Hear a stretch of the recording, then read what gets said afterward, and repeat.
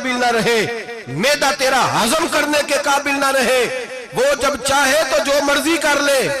وہ کہتا چل تو میری مرضی پہ چلنا، 1 مہینہ میرے کہنے پہ نہ کھا، 1 مہینہ میرے کہنے پہ نہ کھا، تو یا اللہ تو کیا کرے گا؟ فرمایا صوم تصحو، میرے نبی پاک نے فرمایا تم روزے رکھو، اللہ تمہیں صحت عطا فرما دے گا، اللہ تندرستیاں دے دے گا، شفائیں دے دے گا۔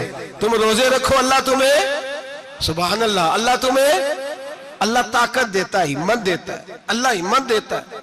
میں نے دیکھا ہے، میں نے بزرگوں کو دیکھا ہے، ضعیف لوگوں کو دیکھا ہے، کمزور لوگوں کو دیکھا ہے، میں نے دیکھا ہے روزے رکھتے ہوئے، مزدوروں کو دیکھا ہے روزے رکھتے ہوئے۔ میں اپنے ابا جی کو کہتا ابا جی اتنی سخت گرمی اور مزدوری آپ کرتے اور مزدوری کے عالم میں روزہ رکھتے، تو کہتے پتر روزہ کی آندا ہے، روزہ کدوں کو جاندا ہے، روزہ اپنی جگہ تے وے مزدوری اپنی جگہ ہوتے۔ اور کئی دفعہ میں نے فرمان لگے، میں نے یار سمجھ کوئی نہیں لگ دی، پتہ نہیں روزے ہیں اللہ طاقت کتھوں دے چھڑ دے اتنی زیادہ، کام بھی زیادہ کرید ہے تے روزہ بھی بھائی صوم تصحو، میرے مصطفیٰ نے فرمایا تو روزہ رکھ، اللہ تجھے صحت عطا فرما دے گا۔ رب تعالیٰ تجھے، یہاں ہوٹل کھلے ہوئے ہیں،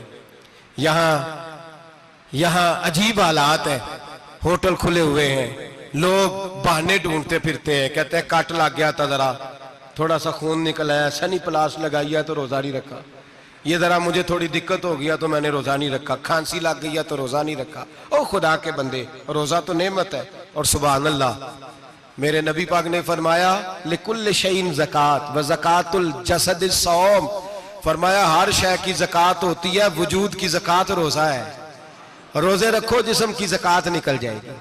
فاقہ کرنا بھی میرے نبی پاک کی سنت ہے، مسواک کرنا بھی سنت ہے، اور فاقہ کرنا بھی، مسواک والی سنت زیادہ اپناتے ہیں لوگ، فاقہ کرنا بھی نبی پاک کی سنت ہے۔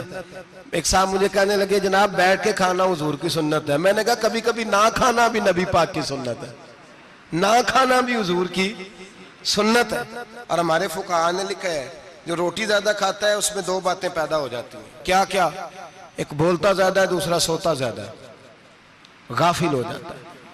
فقہ اور حکیم اطباء ڈاکٹر کہتے ہیں کہ پیٹ خالی رہے نا جس آدمی کا، اس کا حافظہ مضبوط ہوتا ہے، اس کے ذہن کی گرہ کھلتی ہے، زیادہ کھانے سے تو خماری چڑھتی ہے، دماغ ڈھونڈتے پھرنا روٹی کدھر سے آج اچھی ہے، گھر میں نہیں پکی تو ہوٹل چلے جانا، کھانے کے سوا اور کام ہی کوئی نہیں۔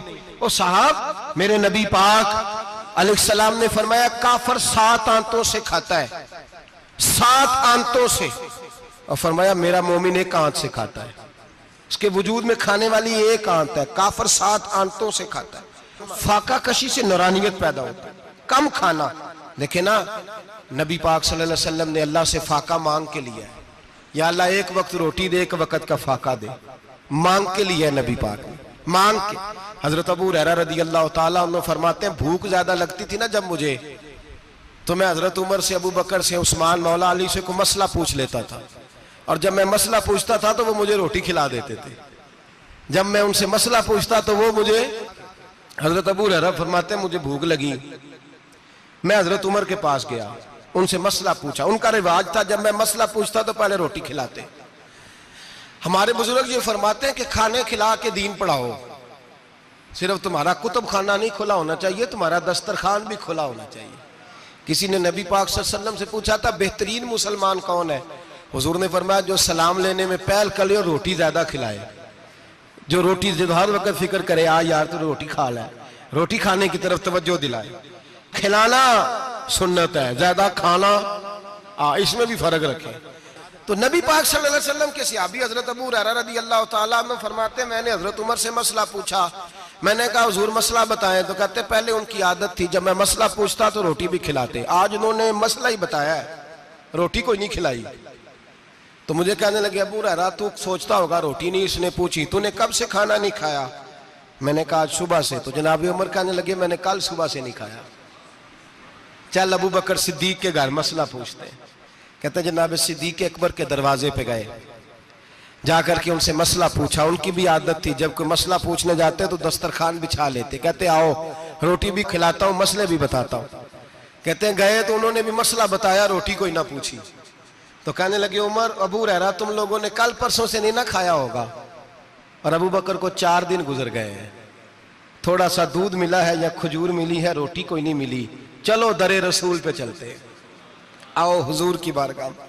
کہتے ہیں نبی پاک کی بارگاہ میں آئے، حضور نے چہرے دیکھے، کریم سے مسئلہ نہیں پوچھنا پڑا، میرے مصطفیٰ کریم نے فرمایا بھوک لگی ہوئی ہے تم تینوں کو؟ 3-4 دن ہو گئے؟ اللہ کے رسول نے فرمایا مجھے پورا ہفتہ ہو گیا ہے۔ سبب کچھ اور ہے جس کو تو خود سمجھتا ہے، زوال بندہ مومن کا بے زری سے نہیں، بھوک نقصان کا وجہ نہیں بنی، وجہ کوئی اور بنی ہے۔ رشوتیں جو بازار گرم ہوئے ہیں لوٹ مار کے، یہ روٹی کے لیے نہیں، یہ زیادہ کھانے کے لیے، یہ بینک بیلنس کے لیے گرم ہے۔ یہ لوٹ مار کا مقصد کوٹھیاں بنانا ہے، روٹی کا تو رب کریم کا وعدہ ہے۔ جو روز روتا ہے شام کو کہ میرا کاروبار کوئی نہیں، اصل میں کہتا ہے بنگلہ کوئی نہیں، اصل میں کہتا ہے کار کوئی نہیں، پجارو کوئی نہیں، روٹی تو اللہ عطا فرماتا ہے، اس کا وعدہ ہے۔ فرمایا حضور نے 3 دن بیت گئے، چلو میرا بے تکلف صحابی ہے ابو الحسن انصاری، وہ بڑے نصیب والے ہوتے ہیں جن کو میرے نبی پاک خود کہتے تھے کہ تیری فلانی ذمہ داری ہے۔ اس زمانے کا تو کسی کو کہہ دیا جائے تیری ذمہ داری ہے تو کہتا ہے یہ تو پھٹیکے ڈالنے لگ گیا ہے، یہاں سے تو چھٹی کر دینی چاہیے۔ خوش ہوتے تھے صحابہ کہ ہماری ذمہ داری لگی۔ کہتے ہیں حضرت ابو الحسن انصاری کے گھر گئے، نبی پاک نے فرمایا بھوک بڑی لگی ہے، کھانا لا۔ کہتے ہیں حضور نے اسے کہا تو اس آدمی کو تو وجد ہی ہو گیا، اس نے کہا میرے اتنے نصیب کہ حضور کا یہ کھانا کھلا۔ آؤ دیکھو دنیا والوں، آج جو سب سے زیادہ عزت والا ہے وہ میرا مہمان بنا ہوا ہے۔ فرماتے ہیں وہ دوڑے گئے، بکری اٹھائی، ذبح کی، بیوی کو کہنے لگے روٹی تیار کر، ادھر کھجوریں توڑی، انگور توڑے، کہنے لگے حضور آپ جب تک تناول کریں تب تک کھانا پک جاتا ہے۔ حضرت عمر کہتے ہیں روٹی پک کے آئی، بڑا پیارا گوشت، بڑا اچھا سالن، بڑا خوبصورت خلوص والا کھانا۔ فرماتے ہیں میں نے بڑا ہی کھایا۔ نبی پاک نے نہ ایک روٹی لی اور چھوٹی چپاتی، تھوڑا تھوڑا سالن کونوں سے، اور جب نبی پاک نے کھا لیا تو حضور کی آنکھوں میں آنسو آئے۔ حضرت عمر کہنے لگے حضور روئے کیوں؟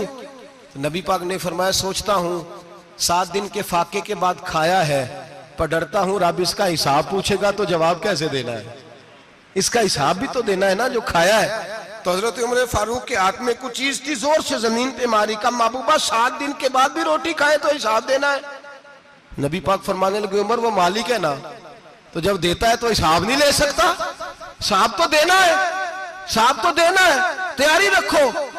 صحابہ کرام فرماتے ہیں ہم نے ارادہ کیا کہ آج کے بعد ہم پھر فاقے کریں گے، کم کھائیں گے، اس لیے کہ حساب دینا ہے۔ میرے بھائی وہ فاقہ کشی کرتے تھے، ڈرتے تھے۔ یہاں تو لوگ کھا کے بیمار ہیں، کھاتے جا رہے ہیں، سوتے جا رہے ہیں، کھاتے جا رہے ہیں، سوتے جا رہے ہیں۔ یہ بھی وقت آئے گا رمضان شریف کا، سویرے درس پہ آؤ کہتے نیند بڑی آتی ہے، سویرے 2 سپارے پڑھ کے سویا کرو کہتے صاحب نیند بڑی آتی ہے، فجر کے بعد ہی تو وقت ہوتا ہے اللہ اللہ کرنے کا، سحری کا، کھاتے جا رہے ہیں، سوتے۔ لوگ جماعت سے نماز نہیں پڑھتے سو جاتے، جماعت کا ثواب چھوڑ کے سو جائیں گے۔ بھائی رمضان مبارک میں فاقہ کشی کی ٹریننگ ہوتی ہے، فاقہ کشی کی تربیت لے، رمضان میں روکے اپنے آپ کو، تربیت ہوگی۔ اور ہمارے صوفیاء فرماتے ہیں جو زیادہ کھاتا ہے اس کا نفس اس کو زیادہ پہ مائل کرتا ہے، خواہشات نفس پیدا ہوتی ہیں۔ میرے نبی پاک علیہ السلام نے جوانوں کو حکم دیا ہے یا معاشر الشباب، او جوانوں، یا رسول اللہ کیا حکم ہے؟ فرمایا یا نکاح کر لو اگر طاقت ہے، نہیں طاقت تو روزے رکھو۔ حضور روزے سے کیا ہوگا؟ فرمایا تمہارا نفس کچلا جائے گا، شیطان وسوسہ اندوزی نہیں کرے گا۔ آج نوجوان بڑھ بڑھ کے کھاتا ہے، بہت زیادہ کھاتا ہے، کبھی اس ہوٹل سے کھاتا ہے، کبھی اس ہوٹل سے کھاتا ہے۔ اتنا زیادہ کھائیں گے تو نفسانی قوتیں اچھل کر کے آئیں گی، مشکل ہو جائے گا۔ شادیاں دیر سے ہوتی ہیں، ماں باپ آنکھیں بند کر کے بیٹھے ہوئے ہیں۔ اگر ماں باپ کی ذمہ داری ہو اور ماں باپ نکاح نہ کرے تو نبی پاک نے فرمایا بچے گناہ کریں گے تو جتنا گناہ بچے کو اتنا باپ کو بھی ہوگا۔ تو ماں باپ چپ ہیں، دوسرا شادی مشکل بڑی ہے، مہنگی بڑی، اور تیسرا نہیں کر رہے کچھ لوگ تو روزے بھی نہیں رکھ رہے۔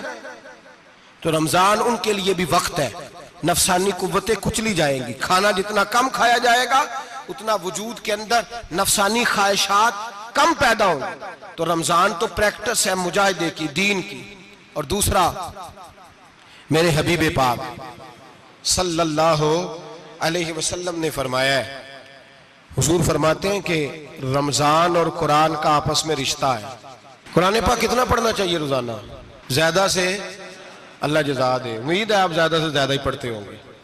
بھائی سنیں، حدیث مبارکہ میں نبی پاک نے فرمایا رمضان اور قرآن دونوں مل کے نا، بڑی پیاری حدیث ہے، فرمایا دونوں مل کے اللہ کی بارگاہ میں میری امت کی سفارش کریں گے، رمضان اور اللہ اکبر۔ کس طرح؟ نبی پاک فرماتے ہیں رمضان کہے گا اے اللہ دن کے وقت میں نے اسے تیری رضا کے لیے کھانے پینے سے باز رکھا، اور قرآن کہے گا یا اللہ رات کو تیری رضا کے لیے کھڑا ہو کے یہ قرآن سنتا تھا۔ رمضان اور قرآن دونوں سفارش کریں گے۔ ہم نا بڑا کچھ پڑھتے ہیں، سنتے ہیں، سیکھتے ہیں، اب یقین کریں یہ کھاتے بھائی کا بھائی سے اختلاف ہو جائے نا تو وہ 30 سال پرانے کھاتے کھول کے لے آتا ہے، ساری رات ڈھونڈتا ہے کہ میرے پیسے کہاں سے نکلتے ہیں، پڑھ لیتا ہے۔ قرآن پاک کی باری آتی ہے تو نہیں پڑھتے قرآن پاک۔ ابا جی کا ختم ہوتا ہے تو مانگتے پھرتے ہیں، کہتے ہیں 2 قرآن پاک 10 قرآن پاک۔ یہ باتیں بتانی نہیں چاہیے، کرنی نہیں چاہیے، لیکن چونکہ تربیت کے لیے بیٹھا ہوں تو کر دیتا ہوں۔ میرے شاگردوں سے پوچھیں، یہاں مدرسہ ہے الحمدللہ، درجنوں طلباء ہیں، اساتذہ ہیں، میرے پیر بھائی ہیں، اور میرا یہ دعویٰ ہے کہ شاید کوئی کسی سے اتنا پیار کرتا ہو جتنے میرے شاگرد اور مرید مجھ سے کرتے ہیں، لیکن میں نے کبھی کسی سے نہیں کہا کہ ذرا سورۃ فاتحہ پڑھ کے دینا، میں نے اپنے ابا جی کو ثواب دینا ہے۔ پوچھ لیں کسی سے نہیں کبھی کہا، کبھی نہیں میں نے کہا کہ ذرا مجھے تھوڑا سا قرآن پڑھ دیں۔ میں اس کو ناجائز نہیں کہتا، پڑھوانا چاہیے، لیکن میں اپنے والدین کے لیے کبھی سوال نہیں کرتا کہ مجھے ذرا پڑھ کے دو، میں نے بخشنا ہے، اس لیے کہ میں نے ذاتی طور پہ روٹین بنائی ہے۔ میں سمجھتا ہوں کہ کائنات کے اندر میرے اوپر جن لوگوں نے احسان کیے ان میں سب سے زیادہ حصہ میرے ماں باپ کا ہے۔ میں سمجھتا ہوں اس بات، کتنا نالائق ہوں میں کہ میں 1 مہینے میں ایک قرآن پاک بھی پڑھ کے ان کی روح کو احسال نہیں کر سکتا۔ میرا یہ طریقہ ہے ذاتی، میں قدغن نہیں لگاتا، میرا ذاتی طریقہ یہ الحمد سے شروع کرو اور 2 سورتیں چھوڑ کے قرآن پاک ختم کر دو آخری، اور پھر فلق اور ناس صورتیں ساتھ لے جاؤ۔ یہاں بیٹھ کے سالے ثواب نہیں کرنا، ختم نہیں دلانا، ساتھ لے جاؤ، قبر پہ کھڑے ہو جاؤ اور فلق اور ناس صورتیں قبر پہ بیٹھ کے تلاوت کرو، اور جو قرآن مجید پڑھا ہے ان کی روح کو وہاں احسال کرو۔ او بھائی، اولاد جب ماں باپ کے لیے پڑھتی ہے تو اسے کہنا نہیں پڑتا اللہ بخش دے، اس لیے کہ اولاد کی نیکیاں خود بخود ماں باپ کے کھاتے میں جمع ہوتی ہیں، خود نیکیاں جمع ہوتی ہیں۔ میرے بھائی تو بچوں سے یہ تو مطالبہ کرتا ہے کہ بیٹا اس سال رمضان المبارک میں میرے لیے ستو ضرور بنانا، فلانی چٹنی ضرور تیار کرنا، یہ کیوں نہیں کہتا بیوی سے کہ ڈشیں کم بنانا، تو بھی بیٹھ کے قرآن پاک پڑھ، میں بھی قرآن پاک پڑھتا ہوں۔ ادھر آؤ بیٹا یہاں بیٹھ کے تلاوت کرو، میں بھی کرتا ہوں۔ بیٹی ادھر آؤ بیٹھ کے قرآن پاک پڑھو۔ کتنا وقت لگتا ہے؟ حافظ اور قاری اور علماء اگر پڑھیں تو 20-25 منٹ لگتے ہیں قرآن پاک کا سپارہ پڑھنے، اور اٹک اٹک کے پڑھنے والا بھی پڑھے تو 1 گھنٹہ لگ جائے گا۔ اور میرے نبی پاک صلی اللہ علیہ وسلم نے فرمایا جو قرآن پڑھتے ہوئے اٹکتا ہے اللہ اسے ڈبل ثواب عطا فرماتا ہے۔ فرمایا جو زبانی پڑھے سنگل ثواب، جو دیکھ کے پڑھے اسے ڈبل ثواب۔ حضور کیوں؟ فرمایا اس لیے کہ میرا قرآن دیکھنے پہ بھی اللہ ثواب عطا فرماتا ہے، قرآن دیکھنے پہ بھی اللہ ثواب دیتا ہے، دیکھنے کا بھی ثواب۔ رمضان شریف میں قرآن پاک پڑھے، کھول کے پڑھے۔ اور میرے بھائی اگر تیرا بچہ پڑھے، اگر تیری بیٹی پڑھے، کائنات کا خوش نصیب باپ وہ ہے کہ بیٹا قرآن پڑھے، چاہے ناظرہ ہی پڑھے، جس کی بیٹی پڑھے۔ زندگی میں انہیں اس کام پہ لگا جاؤ، مرنے کے بعد بھی پڑھیں گے۔ امام جلال الدین سیوطی شافعی رحمت اللہ علیہ فرماتے حضرت عیسیٰ قبر کے پاس سے گزرے، قبر پہ عذاب ہو رہا تھا، اللہ کا غضب برس رہا تھا، جناب عیسیٰ استغفار پڑھتے ڈرتے گزر گئے۔ تھوڑی دیر کے بعد، چند گھنٹوں کے بعد گزرے تو اسی قبر پہ پھول کھلے ہوئے تھے، رحمت برس رہی تھی۔ حضرت عیسیٰ علیہ السلام عرض کرنے لگے مولا تو بے نیاز ہے، میری طاقت نہیں تیرے کاموں میں بولنے کی، پر ابھی تو یہاں عذاب ہو رہا تھا، ابھی رحمت برس رہی ہے۔ جناب عیسیٰ کہتے ہیں آواز خدا بندی آئی، عیسیٰ بندہ بڑا گناہگار تھا، پاپی تھا، مجرم تھا، خطا کار تھا، لیکن جب اس کا انتقال ہوا، اس کی بیوی حاملہ تھی، اس کے پیٹ میں بچہ تھا، بچہ اس کے انتقال کے بعد پیدا ہوا، آج وہ 4-4.5 سال کا ہوا ہے، مکتب میں گیا ہے، مدرسہ میں گیا ہے، استاد نے بسم اللہ شریف پڑھائی ہے، فرمایا اس نے توتلی زبان سے کہا ہے بسم اللہ الرحمن الرحیم، کہا عیسیٰ مجھے بتلا اس زمین پر وہ معصوم جسے ابھی رحمان اور رحیم کہنا نہیں آتا، وہ توتلی زبان سے مجھے رحمان اور رحیم کہے، اور میں اسی زمین پہ اس کے باپ کو عذاب دوں۔